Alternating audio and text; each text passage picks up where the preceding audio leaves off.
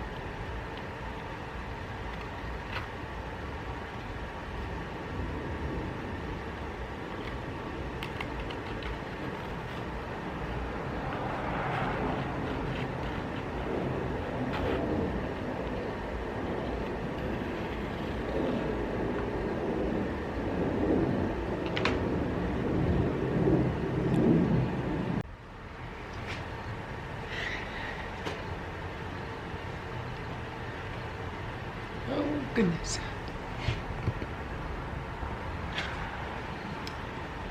So what I did is I just traced it. Now a lot of the Viking tents that I've seen have the heads pointing away from each other. I want to be a little different. It's because it's who I am. I want the heads pointing towards each other.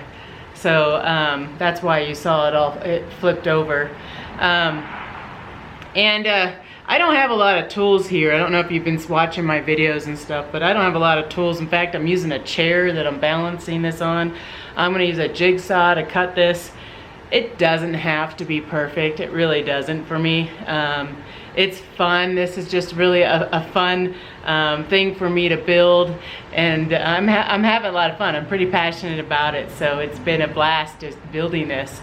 So what I'm going to do now is I'm going to start cutting out all these pieces and all these edges and stuff. And this takes a while because when I drew it, I have like really tight corners over here, and in the mouth it's really tight. So I have to be pretty creative on how I cut these pieces out.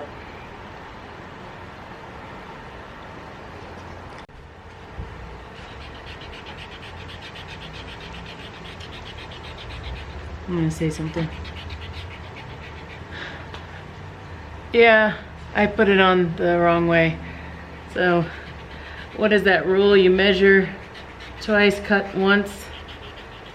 And before I cut, I just made sure, and yeah, and this is the worst eraser ever. So it's just gonna have to work. So I gotta flip the design, so the actual head's over on this side, not on that side.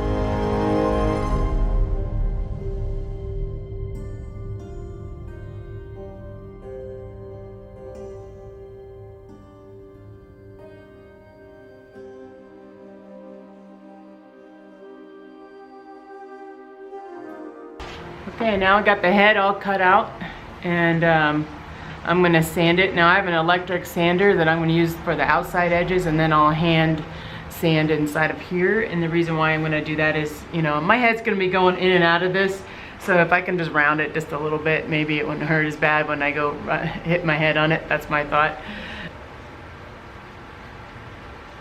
I'm destroying these chairs.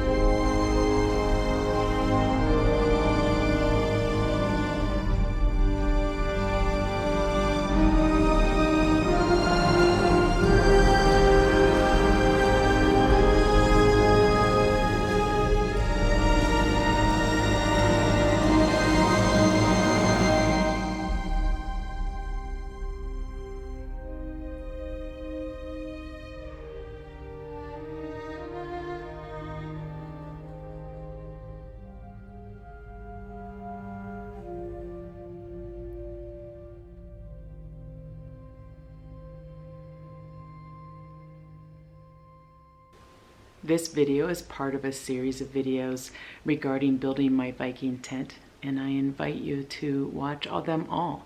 There's going to be 4 of them total. This one is about the design of the tent.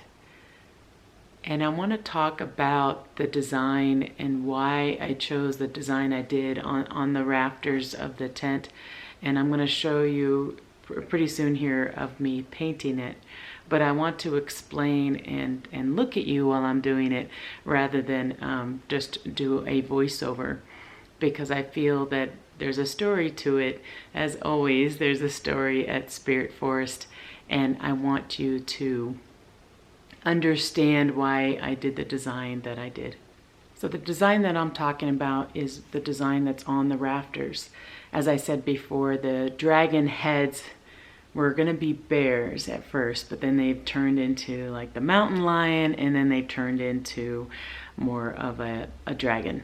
And I'm okay with the end result of it. It was not actually planned, and sometimes when it comes to art, you can design stuff one way and then you take a step back and it ends up being this whole other thing that just kind of came from you. And I really, really enjoy that exploration of going out and designing something and just letting it go and just seeing what happens. And really that's what happened with the heads on the, which are right here. These are the heads of the tent.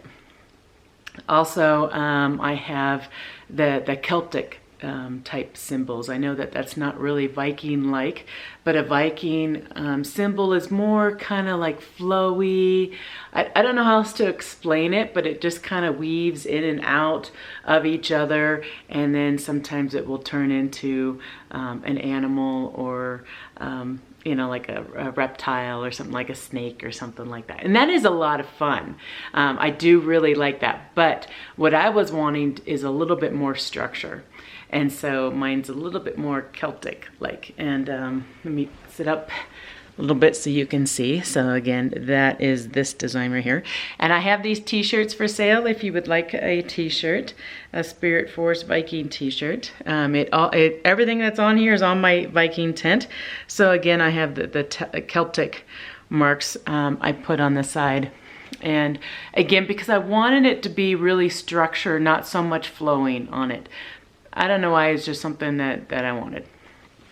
And then the main focal point of it to me is, other than the dragon heads, are these 2 little symbols here. I have a bear and I have an owl. And you will be seeing me painting those here shortly, because I'm going to show you the video of me painting it. That to me was really powerful. And I want to explain why these 2, the owl and the bear, are powerful for me. Okay, before I go into all the detail regarding the owl and the bear and my logo and all that kind of stuff and art, I just want to say to keep an open mind. Everyone believes different things. I totally get that. But just keep an open mind is all that I'm asking as I'm kind of explaining this story. And it is more fun for me. It's a creative adventure, and I just want you to see it as that. We have an owl and we have a bear, and they both represent spirit animals. And my story starts back in California. During my survival class, that was a 10-day class, and we would be spending the night out in the wilderness in a tent. I considered myself at the time for my spirit animal to be an owl, and the reason why was, well, an owl represents a lot of wisdom and wise and you know, helping people change. And no, I don't think I'm the smartest person out there, you know, but there are certain people that are attracted to me that I have noticed in my life. And it's been going on since probably around high school that I've noticed this. And, you know, analyze yourself too, you know, figure out the people that come into your life, or the people that you attract. What does your spirit attract? And I attract people that are going through a change in their life.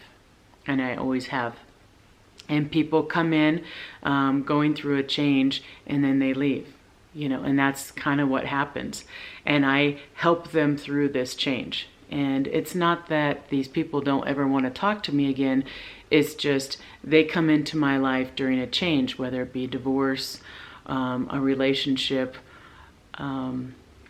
or maybe a career change, or they're moving. Something happening in their life, and they are attracted to me and helping them move from one stage into another stage.